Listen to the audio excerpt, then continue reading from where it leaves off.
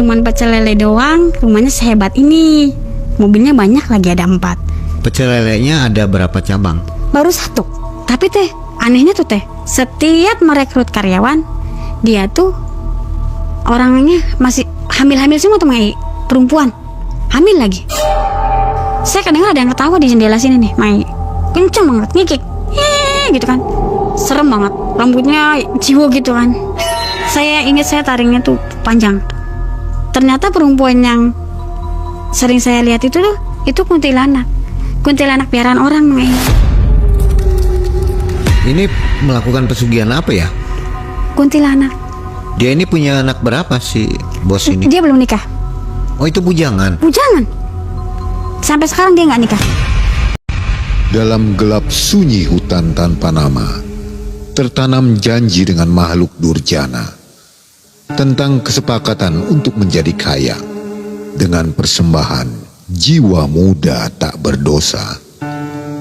Ambillah jiwanya dan beri aku harta, ucap manusia yang telah hilang akalnya. Praktik pesugihan yang meresahkan ini dijalani nyata oleh kerabat suami Mbak Lina.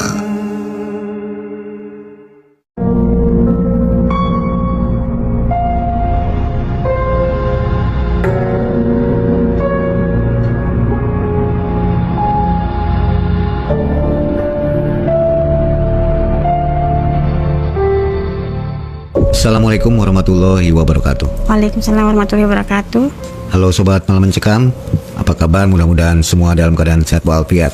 Sobat, hari ini kita ketemu lagi dan tim sudah menyiapkan narsum yang baru ya.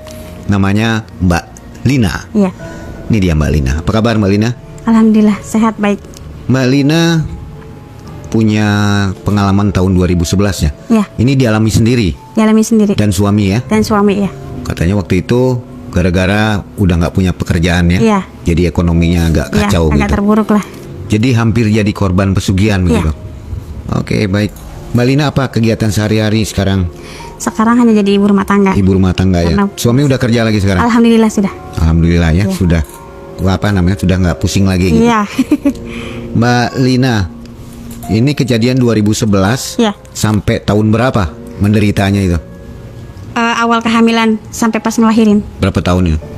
1 tahun lah. 1 tahun itu Iya. pengalaman buruk ya? Pengalaman buruk, pengalaman terburuk. Nggak bisa dilupakan. Gak bisa sampai kapanpun nggak.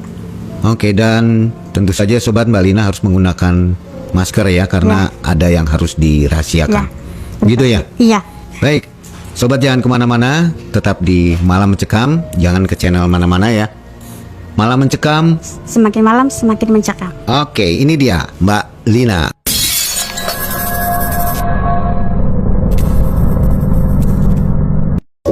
Awal kejadiannya tahun 2011 Mang Ai. Pada saat itu suami saya tuh tidak bekerja karena memang dia kan tadinya supir pribadi di salah satu kantor. Nah, bosnya dia tuh korupsi, ketahuan korupsi, jadi kan dipecat. Jadi ikut dampaknya kepada suami juga, nggak kerja kan pada saat itu. Pada saat itu benar-benar terpuruk. Suami tuh agak, ya dibilang stres, mungkin stres kan, karena dianya tuh jadi larinya tuh kayak minum-minuman, nongkrong gitu di pemakaman umum Di desa. pemakaman minum-minum dengan temannya. Pemakaman umum dengan teman-temannya. Itu kan nggak punya uang. Nggak punya duit. Terus gimana tuh? Ya dari teman-temannya. Patungan gitu. Nah gitu, teman-temannya kan ada yang kerja, ada yang tuh yang nggak kerja kan cuma suami saya doang. Nah pada saat itu kan larinya tuh ke minum-minuman di pemakaman sebuah desa di Kabupaten Cirebon. Sering itu tiap hari dia di situ. Nah pada suatu hari pas nongkrong lagi minum juga tuh, ada bapak-bapak tuh tua, orang minta duit tuh ngemis. Yang anehnya tuh cuman suami saya yang dimintain duit dari sekian orang yang pada nongkrong di situ, yang lagi kumpul bareng. Penampilannya pakaiannya lusuh, layaknya pengemis gitu, lusuh gitu kan. Terus dia nggak pakai sandal juga, kata nggak pakai sandal. Nah dia tuh minta duit ke suami, cung, jaluk duit, nganggok mangan, kata bapak itu. Terus suami saya bilang, aduh saya nggak punya uang. Dia nggak buka-buka kantong, ada duit tuh 2.000, dikasih Mang Ai itu. Nih Pak. Setelah dikasih duit, si bapak bilang, cung, Rabia lagi meteng. Kalau kata bahasa kita Indonesia kan, istrinya lagi hamil. suami saya bengong tuh, bapak-bapak itu bilang gitu. Karena memang nggak tahu, posisinya memang nggak tahu saya hamil atau tidak gitu. Nah udah tuh, pulang kan sorenya suami saya ke rumah. Langsung negur tuh, "Mi, tadi tuh saya tuh ketemu orang ngemis pas di pemakaman tuh. Terus dia tuh bilang, dia kan minta duit, saya kasih. Saya duit nggak ada lagi, saya kasih aja udah sama dia. Nah terus dia bilang, Cung, Rabi lagi meteng, emang bener ya kamu lagi hamil? Tanya kan. Nah saya bilang, nggak tahu, memang saya emang ngerasa belum datang bulan. Tuh barangkali iya ya, saya tuh penasaran. Ya udah deh, malamnya beli tes pack tuh ke apotek. Tunggu sampai pagi, pengen sih cepet-cepet gitu kan. Cuman kan katanya bagusnya pagi hari. Pas pagi hari langsung dites, alhamdulillah positif hamil. Saya bilang, ada rezeki di saat keterpurukan seperti ini, alhamdulillah. Itu udah menunggu 3 tahun ya? Iya, 3 tahun selama pernikahan tuh. Belum dikasih momongan, alhamdulillah pada saat itu di saat terpuruk, tapi dikasih rezeki sama Allah momongan. Jadi ada hikmahnya semua itu juga. Nah, jadi saya tuh, bapak-bapak itu siapa ya? Saya bertanya kan sama suami, saya juga nggak tahu, nggak kenal, kata suami itu. Tapi dia minta duit itu. Deh, kok dia tahu ya saya hamil? Nah namanya orang hamil kan senang Mai, karena 3 tahun belum punya anak kan, gitu dikasih momongan kan senang. Tapi sedih juga pas saya pengen ini, pengen itu ngidam, nggak bisa keturutan karena posisi suaminya lagi nganggur, belum bekerja. Nah, sampai bulan keempat hamil tuh saya ditanggung sama mama saya, makan sehari-hari, kehidupan sehari-hari. Ya karena alhamdulillahnya orang tua masih cukup. Pas bulan keempat itu dia juga ketemu sama teman lamanya. Namanya Mas Cecep. Nama udah saya samarkan Mang Ei. Mas Cecep tuh punya usaha pecel lele. Dia ketemu tuh, main ke rumah. Kan ke rumah mertua saya, tinggalkan di rumah mertua kan. Nah, kebetulan tuh si Mas Cecep tuh rumahnya dekat sama mertua, beda gang doang tuh.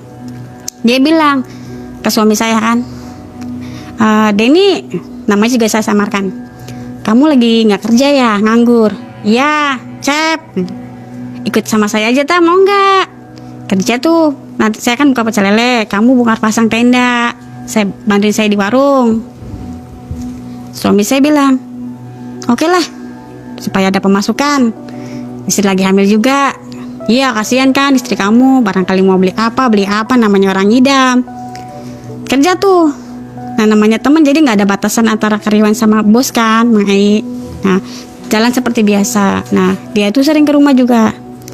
Ngasih makanan, ngasih apa. Teh, kalau teteh ngidam apa, pengen apa, ngomong. Jangan diem aja.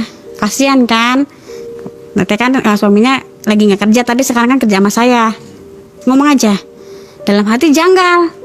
Kok dia ngomong begitu? Mendadak Karena baik kan, ya? Iya, karena kan memang bukan saudara juga, walaupun bos kan nggak seperti itu kan gitu. Terus kan dia bilang pokoknya ngomong aja, pengennya apa ngomong, jangan ragu-ragu gitu. Nah, pas saat itu memang saya tuh pengen makan kelengkeng Mang Ei, ngeces banget pengen kelengkeng. Saya bilang sama suami kan, Bi, saya mau kelengkeng, kata tuh. Ya udah nanti sabar, kalau saya udah dikasih bayaran sama Cecep saya beliin. Malamnya pulang warung jam 2 kan tutup warung dia, bawa tuh kelengkeng si Cecep, bawa kelengkeng. Teh, ini kelengkengnya aja. Makasih, saya bilang gitu kan. Kok tahu sih ini dari suami saya? Saya kira kan dari suami saya kan. Ternyata dibilang enggak, ini dari saya. Udah dimakan, nanti anaknya ngeces loh, kan pengen kelengkeng. Kok bisa tahu gimana ya? Iya, saya juga bingung. Makanya kan saya sambil Apa terima. suaminya yang cerita? Enggak, pas saya itu saya udah terima kan. Saya terima kelengkeng tuh. Saya baca bismillah tuh mau makan. Terus rasanya nggak manis. Rasanya seperti duit pahit, sepet gitu. Jadi saya nggak terusin makan tuh Mang Ei. Terus saya bilang sama suami kan, kamu cerita tak saya mau kelengkeng, mau cerita sama Pak Cecep. Saya nggak pernah cerita. Tapi dia bawa kelengkeng. Kok dia tahu saya mau makan kelengkeng? Ya nggak tahu juga, saya juga. Suami saya tuh emang cuek tuh Mang Ei. Cuman dia begitu aja jawabannya. Tuh kelengkengnya kamu yang habisin. Jadi saya tuh nggak terusin makan kelengkeng. Suami saya yang nerusin. Udah itu tuh. Besoknya dia tuh datang lagi Mang Ei, sering bawa makanan, entah si martabak, entah si nasi lele gitu kan. Terus tuh berhari-hari, setiap hari. Tapi saya tidak makan karena males tuh kalau udah malam makannya. Nah, hari ke-7 atau ke-8 setelah dia sering ngasih makanan, suami ngajak main yuk ke rumah Cecep. Ada yang mau diomongin soalnya katanya dia tuh mau ganti tenda atau mau ganti warna gerobaknya. Kata suami tuh, saya mau konfirmasi. Kesana lah saya tuh ikut kan ke rumahnya. Rumahnya bagus banget, saya gitu kan. Kata suami, iya. Kok cuman pecel lele doang, rumahnya sehebat ini. Mobilnya banyak lagi, ada 4. Pecel lelenya ada berapa cabang? Baru 1. Cuman 1. Cuma 1. Tapi sudah mewah. Iya. Ah, cuma 1 itu doang. Setelah itu tuh suami saya ngobrol kan sama Mas Cecep. Terus saya bilang, Mas, aku mau numpang ke kamar kecil. Teteh terus aja, nanti belok kiri. Nah, saya jalan tuh. Jalan.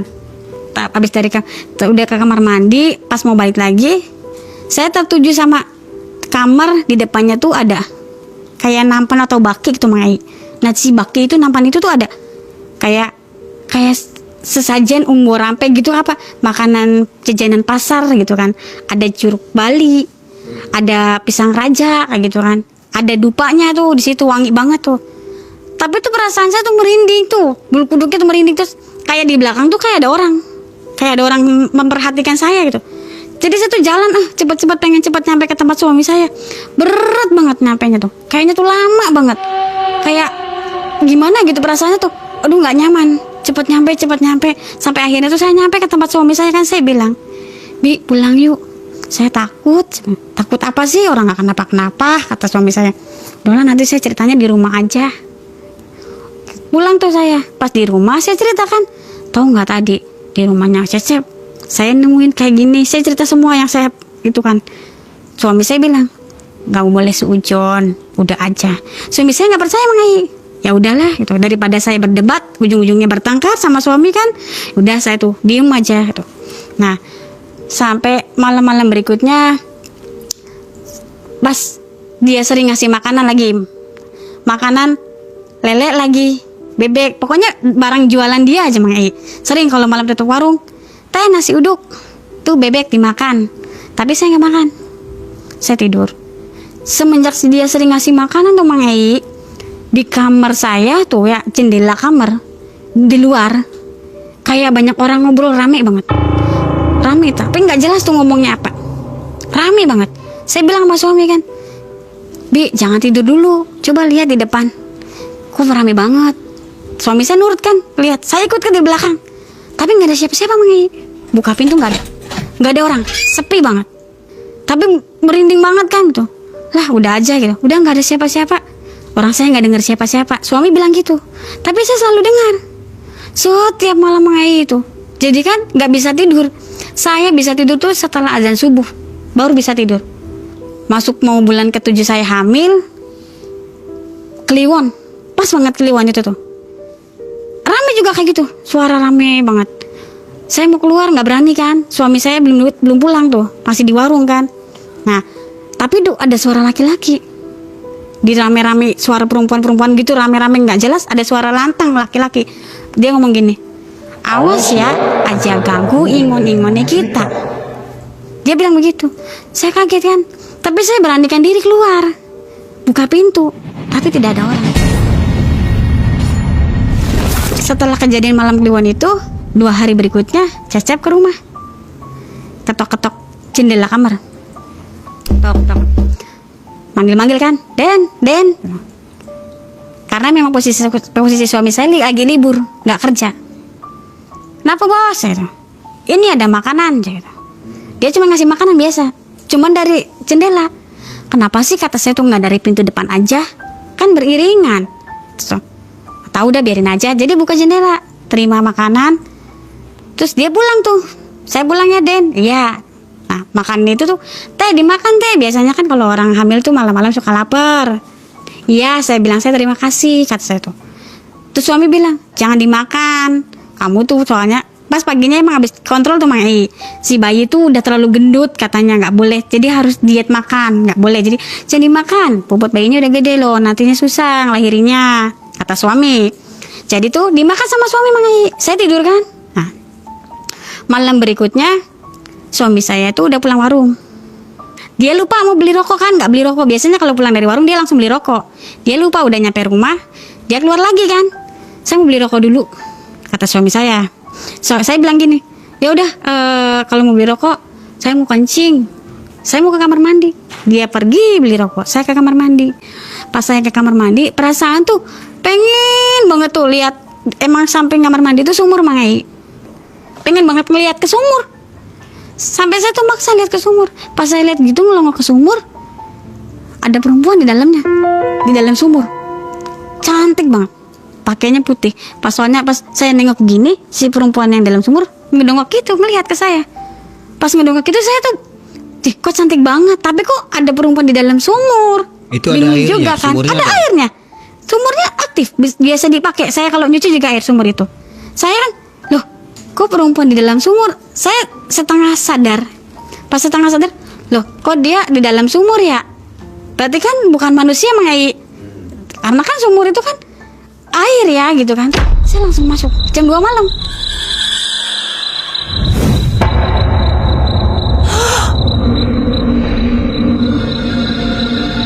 Nggak jadi kencing, saya urung jadinya. Sampai pagi saya nahan kencing. Saya nggak cerita sama suami, saya diem aja. Pagi baru cerita sama tadi malam saya lihat ada perempuan di dalam sumur. Terus kata suami, ya udah mungkin perasaan kamu. Suami saya tuh nggak percaya Mang Ai. Saya tuh kesel kadang tuh ya. Kamu tuh nggak percaya sih saya bilang begini. Iya biasanya barangkali halusinasi. Enggak, saya lihat perempuannya cantik banget. Saya bilang gitu. Ya udah, suami saya bilang ya udah. Suami saya tuh cuek. Sampai akhirnya tetangga samping rumah mertua bilang, "Teh, tadi malam loh ya di atas genteng ada suara orang cekikikan." Teteh anaknya laki-laki. Saya belum tahu karena memang saya belum USG, kata saya gitu. Takut tuh Mang Ai saya karena tetangga bilang kan, "Iya teh, suara cekikikan," gitu ya. Sering saya dengar, kata dia. "Iya teh Bu," saya gitu ya. "Iya," aja gitu. Nah saya bilang sama suami, "Bi, nanti kalau tutup warung langsung pulang deh, jangan suka nongkrong dulu ya, saya takut," kan. Ya udah itu. Jadi terus saya kepikiran tuh Mang Ai, aduh kalau malam-malam gak ada suami saya ya, suami saya belum pulang gimana gitu. Nah malamnya setelah kejadian saya lihat perempuan itu, malamnya si Cecep biasa ke warung, pulang tutup warung ke rumah, biasa nganterin makanan juga, nganterin makanan. Nah terus bilang gini, saya mau ngasih makanan ke saya. Pada saat itu dia bawa lele sama nasi uduk. "Teh, nih lelenya dimakan." Pas saya bilang, "Iya terima kasih, nanti dulu saya mau bikinin minum dulu." "Iya saya mau nembang ke belakang." Ke suami tuh bilang, "Den saya nembang ke belakang." "Iya sok bro, ke belakang aja." Saya buka pintu belakang, kan emang posisi kamar mandi sama rumah tuh, kamar mandi tuh di luar rumah Mang Ai. Jadi dia dari luar juga tuh udah bisa ke kamar mandi gitu kan. Saya buka pintu belakang, mau bikin kopi kan, buka pintu belakang. Si Cecep lagi berdiri di sumur yang saya lihat ada perempuannya. Megang kayak keris tuh, segini. Kerisnya. Kecil, nggak gede. Di sumur, di bibir sumur tuh, begini. Tuh, 3 kali saya itu. 3 kali dia. Saya lihat. Karena posisinya memang dianya nyamping kan. Jadi begitu saya buka pintu tuh kelihatan dianya berdirinya begini, nyamping. Tapi matanya dia tuh kayak celingak-celinguk, mencari sesuatu atau memang takut ada yang tahu. Jam 2 malam setelah dia tutup warung. Kan kalau tutup warung jam 2, habis nggak habis jam 2 udah tutup dia. Setiap malam jam 2 udah tutup. Pada saat itu saya takut. Saya balik lagi tuh ke kamar, masuk, bilang sama suami kan, "Bi, tadi tuh Mas Cecep tuh kotok-kotok kerisnya segini, ada di sumur." Saya bilang gitu. Kata suami, "Shh, udah diem, ada orangnya, jangan dibahas." Ketok-ketok di bibir sumur. Iya, 3 kali. Yang ada penampakan itu ya? Iya, yang ada perempuan waktu saya lihat itu, yang perempuan cantik itu. Nah, setelah itu suami bilang, "Shh, udah, nggak usah dibahas, karena ada orangnya, mungkin kan gak enak gitu." Jadi dia bilang, "Jangan dibahas." Kayak kan, saya diem tuh. Sumur terang, karena memang ada penerangan kan dari arah dapur kan. Jadi daripada saya takut nih, tapi tetap nggak bisa tidur. Suami bilang, "Tidur aja." Boro-boro mau tidur, yang ada perasaan takut gimana? Di luar suami ngobrol sama si Cecep. Sampai adzan subuh baru bisa tidur saya setelah sholat subuh. Malam berikutnya, 2 hari setelah kejadian si Cecep ketok-ketok keris, saya tuh dengar suara suara laki-laki. Suara yang sama yang waktu bilang, awas aja ganggu ingon-ingonnya kita. Tapi ini ngomongnya bukan itu Mang Ai. Nah perasaan tuh suara tuh ada di samping, karena memang posisi saya tuh tiduran begini tuh, nyandar di kasur kan. Ini pintu kamar. Dia posisinya di sini. Karena pada saat itu saya setiap pas hamil itu saya nggak senang tidur di dekat jendela. Perasaan saya nggak enak tuh, nggak nyaman. Jadi saya tidur di sini, di samping sebelah sini. Suara di sini bilang gini, Nok tukeran aja ya sama urap sama bandeng presto. Nah suara itu saya nengok kan, nggak ada orang. Posisi suami belum pulang. Saya keluar kan, saya beraniin diri, buka pintu barangkali ada di luar, nggak ada siapa-siapa Mai. Tutup lagi saya tuh. Malam berikutnya sama juga seperti itu. Ngomongnya kata-katanya sama. Nok, tukeran bayi ya, bari rumbah, bari bandang presto. Rumbah itu apa? Sayuran tuh, urap tuh kayak isinya kangkung, kol gitu tuh Mang Ai. Dikasih kelapa tuh kan gitu ya, dimasak kan, kalau kata kita janganan, urap gitu kan. Dengan Kalau- bandeng. Iya, bandeng presto. Nah, saya tuh 2 kali kan suara itu tuh. 2 hari berturut-turut seperti itu. Sampai saya tuh cerita sama suami, Bi, kok ada suara seperti kayak gitu ya? Udahlah, nggak usah halusinasi. Suami saya tuh selalu bilang, saya tuh halusinasi terus. Bilangnya gitu aja. Kan kesel Mang Ai. Ya namanya orang hamil kan, dengar suara begitu parno kan gitu kan. Tapi suami nggak ngeledenin gitu. Nah, yang ada dikiranya saya halusinasi. Sampai malam berikutnya, kayak mimpi nggak mimpi. Datang laki-laki. Tapi natap saya. Dia natap saya, ngeliat saya duduk begini. Dia natap, bilang ke saya, Nok, ayo tukeran bandeng presto, bari rumbah. Saya mau jawab, dia keburu pergi. Saya bangun kan. Pas saya bangun saya lihat suami udah pulang, ada di samping, tapi belum tidur kan. Terus saya bilang kan, Bi tadi saya mimpi, kata-katanya sama, tapi laki-laki itu bilang katanya suruh tukeran sama rumbah sama bandeng presto. Itu udah hamil, saya udah masuk bulan ke-7 Mang Ai. Kebetulan mau 7 bulanan kan. Nah kata suami udah malam tidur. Sampai saya tuh nggak bisa tidur Mang Ai. Pokoknya gelisah aja nggak bisa tidur. Boro-boro bisa tidur nyaman kan gitu. Saya cepat pagi. Paginya saya pulang ke rumah mama saya. Cerita kan, Mah, tahu nggak? Saya tuh kayak dengar suara. Saya ceritain semua. Begitu Mah, suruh tukeran apa gitu. Oh ya udah. Yuk minta air dulu. Kan mau 7 bulanan, ngambil air kan. Ke masjid ini kan gitu. Sampai pas di satu masjid, bilang tuh mama saya sama Pak Ustadz lah gitu situ. Anak saya tuh dapat bisikan kayak gini diceritain sama Ai. Katanya suruh tukeran lah, bandeng presto sama urap gitu kan. Nah terus dia bilang, nanya kan, posisinya tidur nggak Neng? Enggak. Pas yang pertama kedua nggak tidur, tapi yang ketiga kali mimpi saya tidur. Ya udah gini aja, Bismillah, minta pertolongan sama Allah. Bikin aja Neng, anggap aja itu sedekah sama orang jompo. Namanya makanan kan, bikinin aja, udah bagi-bagiin aja. Bukan masalahnya dengerin bisikan yang nggak jelas atau percaya sama mimpi Neng. Bikin aja, ikhtiar kata dia kan gitu. Ya udah, akhirnya tuh pulang dari situ langsung bikin Mang Ai. Mama saya langsung masak tuh, bikin mah gak banyak, hanya 15 bungkus kan, karena ada di situ kan ada rumah jompo dekat rumah saya. Dibagi-bagi, nanya kan, bagi-bagi apain Nok? Tumben aja bagi-bagi begini. Nggak apa-apa kata saya tuh, doain aja ya saya sama bayi saya selamat sampai ngelahirin, saya bilang gitu. Terus kata kan namanya jompo nenek-nenek semua Mang Ai. Ya Nok, duh sing gengser sing lancar-lancar lahirannya Nok, amin, saya bilang gitu. Sampai acara pengajian kan, pas pulang baru juga nyampe, mertua bilang, Den, ke suami saya tuh, Ika mana Kang ngelayat? Siapa Mi Kang Gering? Siapa Kang mati? Kongkon ngelayatku aja. Ika aja, Tina kawuru beli aja. Cuy, Tina pengen lahiran, jadiku wingiku aja. Mau lahiran kan katanya. Tina tuh adik iparnya Mas Cecep, adik iparnya. Posisinya memang lagi hamil sama aja kayak saya.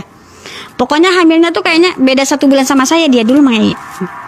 Pas gitu dia bilang, kata mertua saya bilang gini, Cih, bayi mati nih jerawatan. Bayinya mati di dalam perut kan, meninggal gitu. Oh ya wis Mi, kok Dini mana? Kata suami. Terus saya bilang, Bu, saya mau ikut tak gitu ya. Mertua bilang, aja bloli je, pemali gitu. nggak boleh pamali, kamu lagi hamil, kayak gitu. Nah mertua bilang begitu, suami saya gitu, udah di rumah aja. Jadi suami saya yang kesana ngelayat. Pas ngelayat, suami saya di sana tuh, udah rame kan orang mai. Ternyata tuh ibu-ibu, namanya ibu-ibu biasa takjiah sambil bergosip. Bayi tangannya geseng, telapak tangan, telapak sikil, bari punggungnya geseng, hitam legam, kayak tas dijekelin setannya aja, makhluk halus, katanya tuh bayinya hitam, telapak tangan, telapak kakinya, punggung gitu Bang Ei. Itu juga anak pertama Bang Ei sama. Makanya pikir saya kan saya mau ikut ngelayat karena ngerasa sama aja ya, punya namanya orang hamil kan, dia pengen punya anak tapi kenyataannya seperti itu, pahit kan. Ternyata kan nggak boleh pamali gitu kan. Jadi ya saya nggak kesana, nggak boleh. Nah ribut tuh ibu-ibu kayak gitu. Suami saya kan nemuin Cecep, turut berduka ya Cep. Mana aja? Anis suaminya adiknya Cecep kan namanya Idris, suaminya Mbak Tina. Idris Endi, Idrisnya lagi ning makam ngurusi kuon. Yang jawab bukan Cecep di aja Mangi. Tatapannya sinis ke suami saya. Ditanya juga diem aja, ditegur kayak gitu nggak? Yang jawab orang lain, saudaranya, namanya Mang Rusto. Udah gitu tuh suami saya jadi kan langsung pulang karena Cecep ditegur diem aja. Udah selesai ke pemakaman apa, pulang kan? Cerita ke saya. Tahu nggak tadi di sana rame banget, orang pada ngomongin katanya bayinya. Emang kamu lihat? Saya kan bilang gitu. Saya sempat lihat lagi dimandiin. Emang bener? Ya dahinya gosong, punggungnya gosong, kata dia gitu kan. Telapak tangan sama telapak kakinya gosong. Terus si kulit bayi itu kayak itu Mang Ei, kata dia mah. Kata suami tuh ininya kayak kena air panas gitu, kayak gimana gitu. Cuma ini pada telapak-telapak tuh sama. Kata ibu-ibu tadi tuh pada ngomong aja. Ibu-ibu siapa? Ikut aja kalau ngani Mimi Tarwi aja. Mimi Tarwi kan ngomong aja. Kata Mimi Tarwi aja, ikut aja kayak kena makhluk halus aja. Terus saya ingat kata-kata tukaran bayenok bari bandang presto, begitu.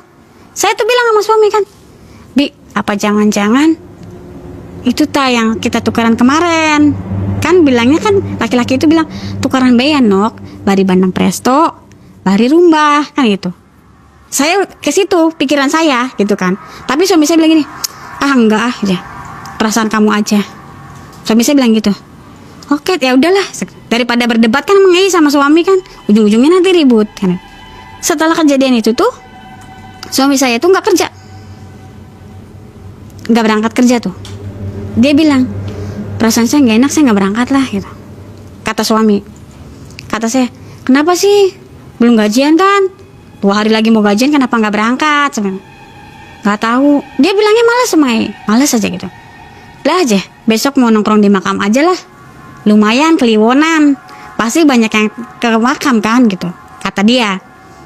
Terserah kamu lah, saya malas berdebat, saya tinggal tidur Mang Ei. Tapi nggak bisa tidur tuh Mang Ei. Di otak tuh pikirannya tuh, apa yang tadi tuh tukeran gitu aja tuh, muter-muter ke situ aja tuh pikiran saya. Tukeran sama bandang presto ta, tukeran saya anak saya yang selamat, dia yang nggak selamat ta, gitu kan. Di otak saya begitu aja sampai pagi.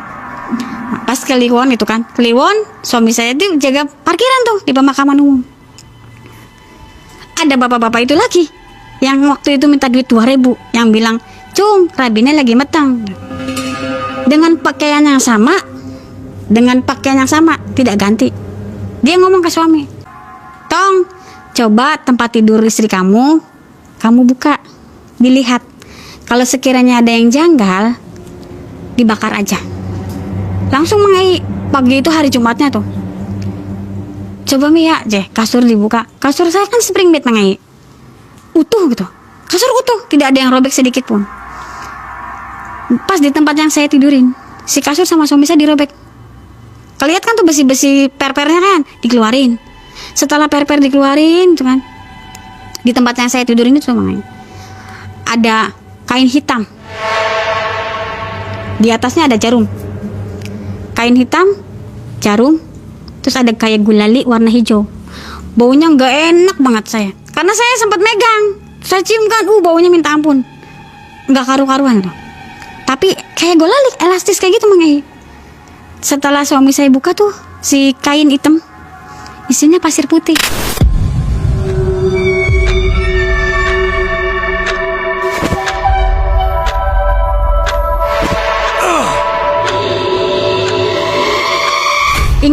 kata itu kan langsung digeret tuh si kasur keluar, dibakar. Itu masuknya dari mana ya? Iya, ini kasur kan utuh, rapet. Kan nggak mungkin kita orang biasa buka-buka kasur. Kerjaan banget gitu buka-buka kasur gitu kan. Terus per-per dibukain lagi. Jadi otak saya kan begini, kenapa sih ini apa? Kan tanda tanya. Sampai saya, tuh kan kamu bilang saya halusinasi. Saya debat sama suami kan. Baru dari situ dia percaya. Ya udah saya minta maaf, kata suami gitu. Tanya sama yang ngerti, saya gitu. Nanti saya mau ke Abah Mus, kata dia gitu. Abah Mus tuh tetangga, dia tuh punya gamelan tuh Mang Ai. Kalau yang punya gamelan kan ngerti dah kan kadang hal-hal yang klinik mistis gitu kan dia ngerti, karena setiap kliwon juga dia suka ngasih makan degung-degung gitu tuh Mang Ai. Akhirnya dia tanya tuh, saya ikut, saya mau tahu, saya gitu. Dia tanya ke sana ke Abah Mus, Bah, saya tuh nemuin ini, dijelaskan di kasur. Apa nemu apa cung? Nemu apa tong kan gitu, nemu apa kan, nemu apa nak kalau bahasa Indonesianya. Terus kata suami saya, ada kain. Duh sayangnya tuh udah dibuang ya, udah dibakarin gitu. Tapi saya sempat itu Abah, ada kain warna hitam, ada pasir putihnya di dalamnya, ada jarum, terus ada gulali warna hijau, kayak gulali jajanan anak-anak tuh. Nah kata Abah Mus bilang, ikuku duduk gulali sembarang gulali cung, bukan sembarangan gulali. Yang Abah tahu tuh itu tuh biasanya buat manggil kuntilanak. Kuntilanaknya bukan kuntilanak yang berkeliaran begitu. Kuntilanaknya ada yang punya. Berarti kan piaraan Mang Ai. Ada yang punya kan bilangnya, kata Abah Mus gitu kan. Saya bilang, nah setelah Abah Mus bilang gitu, ya udah gini aja. Mulai sekarang berarti ini nih ada yang nyugi, ada yang lagi pesugihan. Kamu hati-hati. Berarti kamu tuh korban. Mau jadi korban dia. Kata Mang Abah Mus ini. Saya dikasih kain Mai sama Abah Mus. Kainnya warna hitam segini ya. Tapi kayak batik-batik gitu, tapi kayak Arab gundul. Kayak gitu. Saya kan nggak paham. Kayak Arab gundul. Terus nih Neng, digulung-gulung. Kan kamu pakai kayak ini ya, pakai pisau hamil, selipin aja di antara bawang putih. Jadi saya tuh diambil bawang putih, si kain saya gituin, saya pakai kan di perut sini. Terus dia bilang, minta tetap sama Allah, tetap. Ini buat jaga-jaga aja. Bukannya percaya yang musik-musik, bukan. Cuman ini buat jaga. Sampai kamu ngelahirin, ini jangan dilepas. Kata Abah Mus. Sampai saya tuh, ya Allah, saya tuh cerita sama mama saya kan, Mah tahu nggak, saya tuh di kasurnya ada beginian. Saya ceritakan sama mama saya, ada kain hitam, di dalamnya ada pasir putihnya, ada jarum, ada gulali gitu. Terus tahu nggak Mah, katanya saya itu Mah, apa anak saya yang di dalam perut tuh mau jadiin tumbal pesugihan orang Mah, katanya pesugihan kuntilanak. Mama saya langsung marah kan, Bunda pulang ke rumah mama. Mama saya alternatifnya langsung gitu Mang Ai. Demi keselamatan kamu sama bayi kamu pulang. Berarti kamu di sana nggak aman. Pada saat itu juga saya langsung pulang ke rumah mama saya. Pulang Mang Ai. Saya izin sama mertua kan, Bu, saya mau pulang ke rumah mama saya. Karena terus terang aja di sini memang saya nggak nyaman. Ibu tahu sendiri kan, selama kehamilan saya sampai sekarang bulan ke-7 pun saya kalau malam nggak bisa tidur. Merasa terganggu, merasa takut, merasa was-was. Akhirnya mertua bilang, ya udah, nggak apa-apa, sana pulang. Barangkali di sana bisa ada solusi keluar apa mah, jalan keluar yang lain. Hari pertama pulang di rumah mama saya tuh Mai, saya nyaman tidur pulas. Tidak seperti ketakutan kayak di rumah mertua. Nyaman tidur, nggak ada gangguan, nggak ada apa. Hari kedua sama, nyaman. Pas hari ketiga tuh, jam 2 malam di kamar jendela kamar saya kan, posisi kamar saya juga di depan juga di rumah mama saya, kayak ada yang ngobrol lagi tuh, rame gitu, riuh, wah rame banget. Tapi ada suara laki-laki lagi, laki-laki yang sama suaranya. Awas, wis diomong aja ganggu ingon-ingonnya kita. Suara laki-laki itu gitu, dia bilangnya gitu kan, udah dibilang awas jangan ganggu peliharaan saya. Bandel. Saya teriak kan manggil mama saya. Ma, karena posisi suami saya belum pulang. Ma, kenapa sih? Ma, di luar kayaknya rame orang. Mama saya keluar, nggak ada orang, sepi. Tidak ada siapa-siapa, Mai. Malam itu, jam 2. Posisi suami saya itu pada saat itu lagi diajak ikut kerja sama kakak saya. Kakak saya kan supir, jadi suruh bantuin jadi kenek kan. Jadi pulangnya nggak tiap malam. Udah nggak dicecep ya? Udah nggak, semenjak kejadian ponakannya meninggal, pas ditegur sapa dia diem aja. 2 hari lagi mau gajian dia keluar. Suami saya nggak, udah mulai males berangkat. Saya nggak paham gitu kan. Saya debat gitu kan.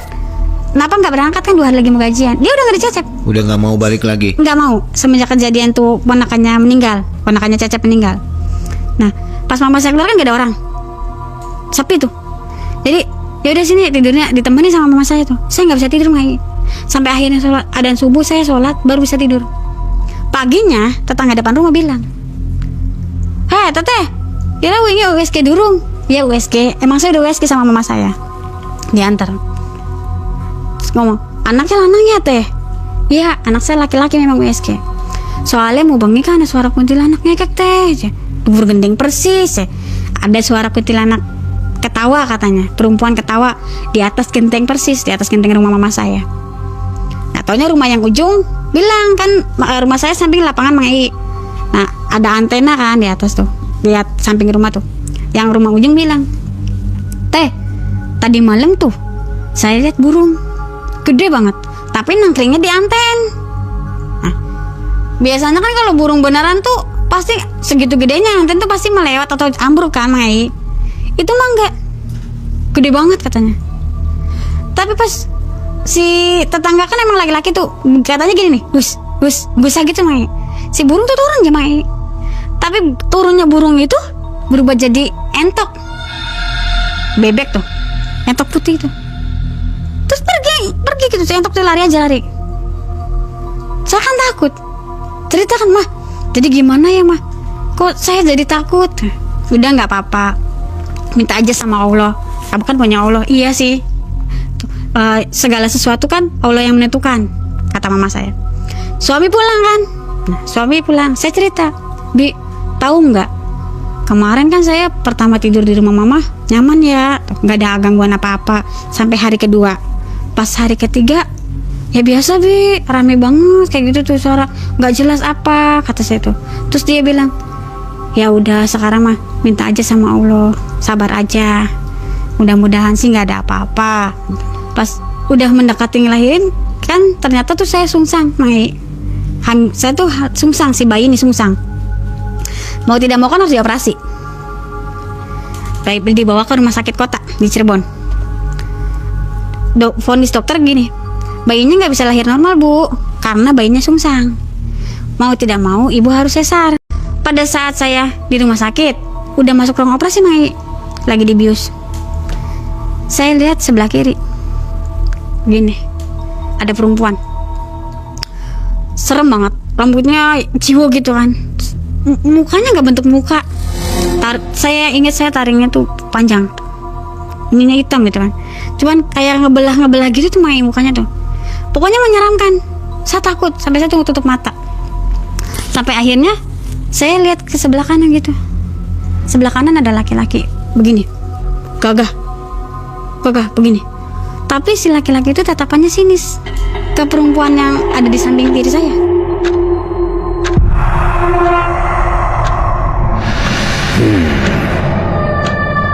Sampai akhirnya tuh saya tuh nggak kerasa apa karena efek obat bius kan. Saya tidur. Setelah saya sadar tuh saya kedengar suara suami saya sama mama saya ngobrol. Ternyata tuh itu udah malam, udah 8:30. Karena posisi saya ngelahirin pas di sesar tuh posisinya jam 4 sore. Jam 4 sore tuh saya tuh antrian persesar tuh antrian keempat. Jadi masuk dari ruang operasi tuh masuk ke ruang operasi jam 4, keluar di situ maghrib. Saya sadar tuh udah ada di ruangan setengah 9 malam itu. Kedengar suara sama mama saya sama suami saya ngobrol kan. Sekitar jam 12 saya lihat jam karena apa? Posisinya saya gini saya tidurnya ini jendela. Rumah sakit kan satu kamar berempat. Saya ini namanya Ibu Asih disamarkan kan, sama aja sesar sama saya. Di samping sananya Ibu Dede disamarkan juga. Sana ada lagi kasur. Posisi saya tuh ngelihat ke sana jam dinding. Saya lihat jam 12 malam. Saya kadang ada yang ketawa di jendela sini nih, Mai. Kenceng banget, ngikik. Gitu kan. Sampai 3 kali suaranya.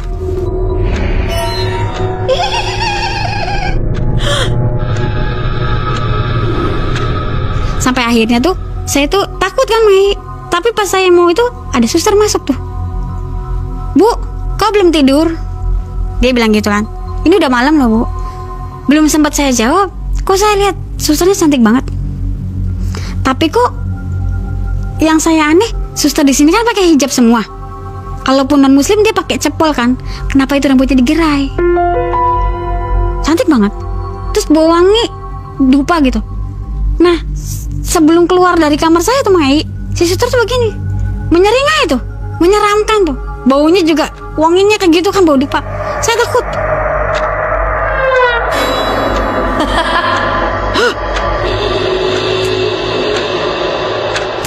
Perginya itu sosok laki-laki tuh nyamper ke saya di depan. Dia bilang, "Acawadi ya, Nok. Kita ku leluhuren, Nok. Jangan takut ya, Nok. Saya tuh leluhurnya kamu. Nggak usah takut, tidur aja."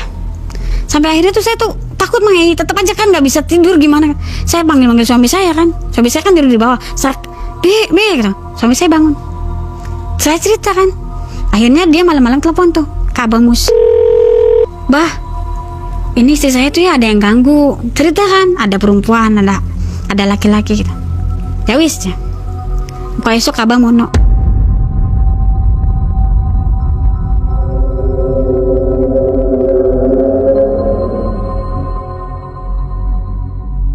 Pagi harinya Abang Mus ke situ, tanya ke saya sosok perempuannya seperti apa. Saya ceritakan. Yang saya aneh lagi, Bah, saya bilang kan ada laki-laki yang suara yang sama.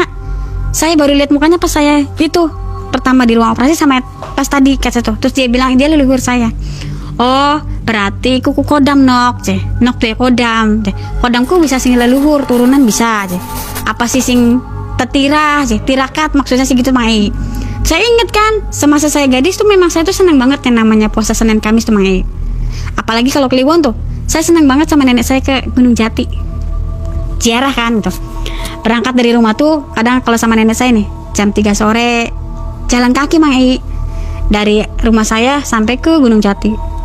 Buka puasa di sana, sampai subuh di sana saya tuh. Terus saya sering ngamalin zikir-zikir. Ternyata tuh penjaga saya itu dari situ. Kalau kata Abang Mus tuh begitu kan. Itu tuh kodamnya, Nok. Tapi jangan salah ya, Nok. Ternyata perempuan yang sering saya lihat itu tuh itu kuntilanak. Kuntilanak piaraan orang, Mai. Saya tuh bersyukurnya tuh, oh saya berarti dijaga sama kodam saya yang Mai gitu. Sampai hari kelima di rumah sakit, saya nggak nyaman tuh, tetap begitu. Perasaannya ada yang ketawa aja. Pulang kan? Boleh pulang. Akhirnya saya pulang kan. Pulang. Pas nyampe di rumah mertua saya nengok kan, karena maaf nggak sempat ke rumah sakit. Namanya orang tua nggak sempat ke sana. Nengok. Dia cerita, "Kamu tahu nggak gitu? Si Cecep tuh ya, habis beli mobil baru, sama beli rumah lagi, jadi kos-kosan." "Iya ta, Bu," saya gitu kan. "Iya." Ternyata tuh dia tuh nambah rumah 1, mobil 1, sama tanahnya lagi bangun kos-kosan gitu. Tapi kok dia kan cuman jualan pecel lele ya gitu, maaf gitu. Kok secepat itu gitu, Mang Ei? Perubahannya drastis banget tuh. Kalau cuman beli 1 mobil doang mah mungkin bisa lah gitu. Tapi ini mobil juga, tanah juga, rumah juga. Rumahnya bukan rumah biasa, rumah mewah. Itu waktu lahir anak sehat ya? Sehat. Nggak ada Alhamdulillah, gangguan. tidak ada kurang apapun. Nggak ada diganggu-ganggu apa? Nggak ada. Ya itu kan penjaganya kan kodam saya bilang, "Jangan takut, saya leluhur kamu." Itu yang jaga saya, berarti jaga saya dan anak saya. Nah 1 tahun kemudian saya kan main ke mertua, ketemu sama Mbak Yuli. Karena kan emang Mbak Yuli orang situ sih, tetangga dekat rumah mertua kan. Mbak Yuli itu tadinya karyawannya Mas Cecep, kerja di situ juga. Saya nanya kan, Mbak Yuli nggak kerja? Jing, enggak teh, aja udah lama. Teteh nggak tahu tas ceritanya. Enggak. Terus dia lihat anak saya kan. Duh teh, kalau anak saya hidup mah sama ya teh, jumlah sama anak teteh ya, nggak jauh beda. Emangnya Mbak Yuli anaknya meninggal teh? Iya teh, gitu ya. Waktu kapan? Saya kan emang nggak tahu, belum tahu cerita Mbak Yuli. Terus Mbak Yuli cerita, iya teh, waktu pas hamil saya umur 7 bulan tuh teh, teteh kan tahu saya kerja di Bos Cecep kan, asupan makanan ditanggung sama dia, vitamin apa dikasih mengai, buah-buahan apa semua tuh ditanggung sama dia. Sampai akhirnya tuh teh, saya tuh hamil bulan ke-7, kata Mbak Yuli. Bulan ke-7 tuh, malam itu tuh teh saya tuh perut tuh kayak diinjek-injek, sakit banget, kayak diinjek-injek, kayak ditarik-tarik kayak gitu mengai, kata dia. Terus dia bilang ke ibunya kan, sakit banget, jadi dibawa ke rumah sakit sama keluarganya, sama ibunya dibawa ke rumah sakit. Vonis dokter bilang bayi di dalam perutnya tuh sudah mati selama 1 hari. Pulang ke rumah dibawa pulang bayi sama mengai. Jadi tuh tangan, telapak kaki, punggung, dahi hitam. Ya sampai Kang pada ngelayat ya, sampai yang layatnya tuh pada bilang, "Ji, kayak lagi anaknya Tina ya meninggalnya, kayak kena makhluk halus." Saya tuh dalam hati gini, ya Allah, kok ceritanya kayak Mbak Tina ya, sama adik iparnya gitu. Alhamdulillah ya anak saya lahir dengan selamat gitu kan. Duh, saya nggak bisa kebayang tuh kalau anak saya seperti tuh, kalau jadi tumbal kan seperti itu gitu Bang. Mbak Yuli di situ masih belum berpikir, kata Mbak Yuli tuh, saya belum sadar teh kalau saya jadi tumbalnya dia gitu kan. Tapi saya nggak berani cerita, takut nanti sayanya dikiranya fitnah, kata dia gitu kan. Tapi saya inget teh, pas kejadian itu tuh, pas saya habis tuh anak saya meninggal, 1 bulan kemudian tuh Bos Cecep tuh beli tanah sama beli rumah, langsung 2, nambah mobil lagi.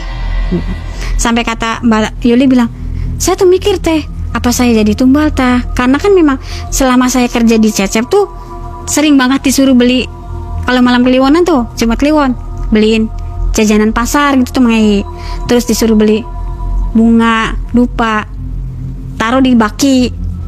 Kata saya kan, Mbak Yuli nggak nanya tambah buat apa? Saya tanya pernah teh. Terus dia jawabnya, ini tuh buat menghormati leluhur saya. Cuma bilang kayak gitu. Ya saya nggak berani nanya-nanya, namanya dia bos kan, saya cuma orang kerja, ya saya nurut aja, kata Mbak Yuli gitu. Tapi pas dari situ saya sadar, jangan-jangan saya jadi tumbalnya dia. Tapi saya nggak berani cerita teh. Saya diem, nggak cerita. Sampai akhirnya saya keluar lah tuh. Saya mengundurkan diri. Soalnya saya lihat tuh, ya begitu tuh, saya sering banget kayak ada gangguan, kayak selama hamil di situ, kata dia tuh kayak ada yang ngikutin terus tuh teh selama kerja di situ. Saya kan di dapur teh masak, kayak ada orang berdiri, perempuan tapi kayak perhatiin gitu. Sampai akhirnya kan dia keluar tuh, udah nggak kerja di situ kan, nggak kerja di situ. Sampai dia tuh bilang, saya ini tuh pas curiganya tuh pas lagi abis, saya tuh beruntut tuh teh, inget lagi Mbak Tina anaknya mati, sebulan kemudian dia bisa beli mobil, beli tanah yang bisa dibangun kos-kosan. Padahal kan cuma usaha pecel lele aja, nggak ada usaha lainnya. Kos-kosan belum berjalan, baru dibangun kan. Sampai pas saya begini, jadi saya tuh ingetnya ke situ teh. Jadi saya mengundurkan diri. Tapi teh, anehnya tuh teh, setiap merekrut karyawan, dia tuh orangnya masih hamil-hamil semua tuh, perempuan hamil lagi. Setelah itu 5 tahun kemudian anak saya udah 5 tahun kan. Nah, udah begitu saya bilang sama anak saya tuh sering gini ke saya tuh, "Mi, aku mau main sama Tima." Ya. "Tima tuh siapa?" Saya gitu kan. "Itu Tima, teman aku." "Iya, siapa? Anak mana?" saya tanya. Terus dia bilang, "Itu di atas." "Yang kayak apa?" "Itu yang ada kainnya tuh di atasnya." Dia nunjuk sosok pocong tapi kecil sampai segini. Apa jangan-jangan tuh efek waktu pas saya hamil dia begitu Jadi teman anak saya tuh punya teman namanya Tima itu. Itu teman goib. Iya. Sampai situ, apa itu efek dari pas saya waktu kehamilan diganggu-ganggu begitu? Sampai situ, kok anak saya punya teman goib seperti itu namanya Tima, pocong kecil. Itu di atas. Nah setelah itu udah anak saya punya teman itu, kemarin nih 7 bulan kemarin ini saya dapat kabar dari mertua. Nok, tahu nggak Cecep kecelakaan? Kata mertua saya. Kecelakaan di mana, Bu? Kecelakaan di Bango 2 katanya. Mobilnya nabrak. Tapi tuh kakinya tuh pincang. Berobat alternatif udah, kemana-mana udah, tapi tetap nggak bisa diobati, Mang Ei. Setelah dia kejadian kecelakaan itu, tuh dia tuh si kaki tuh nggak bisa, jadi kecil sebelah, kata mertua saya tuh pincang aja jadinya. Sekarang tuh udah nggak punya apa-apa dianya, tinggal mobil satu, itu juga mobil tua, sama pecel lele doang. Kos-kosan udah dijual buat berobatnya dia. Jadi rumah dijual, kos-kosan dijual untuk berobat dia. Tahun berapa itu miskinnya, maksudnya turunnya itu? Tahun 2 tahun kemarin. Baru ya? Iya. Dari tahun 2011 Iya. sampai kemarin. Dia Berarti kan lama dia kaya. Dia jayanya lama, Mang Ei. Makanya segitu banyaknya kan dia ngumpulin bertahun-tahun kan gitu kan. Harta benda dia tuh habis dalam sekejap. Sampai ya itu, habis semua. Sisa cuman warung pecel lele. Pecel lelenya juga tuh yang nunggu tuh adik iparnya. Sudah nggak kayak dulu lagi, tidak seramai dulu. Karyawannya juga sedikit. Sekarang cuma tinggal adik iparnya doang sama adiknya dia, 2an. Nggak kayak dulu lagi. Rumahnya udah Rumah menyusut. udah nggak ada, tinggal yang ditempatin doang. Yang ditempatin juga tuh rumahnya rumah biasa, nggak seperti mewah dulu yang waktu saya pernah main ke rumahnya. Oh, Tuh pindah udah dari dijual. situnya? Pindah dari situ, Mang Ei. Dia ini punya anak berapa sih bos ini? Dia belum nikah, Oh, itu bujangan. bujangan. Sampai sekarang dia nggak nikah, Oke, istri juga nggak ada berarti. nggak ada. Jadi tuh dia tuh hidupnya cuma sama adik-adiknya, sama ibunya, sama bapaknya. Nah, dia tuh nggak punya istri.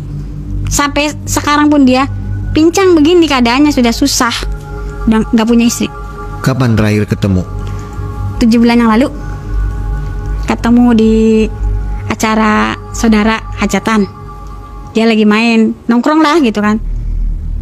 Suami negur, ya namanya juga dulunya teman terus juga bos kan. Jadi lagi apa bro gitu.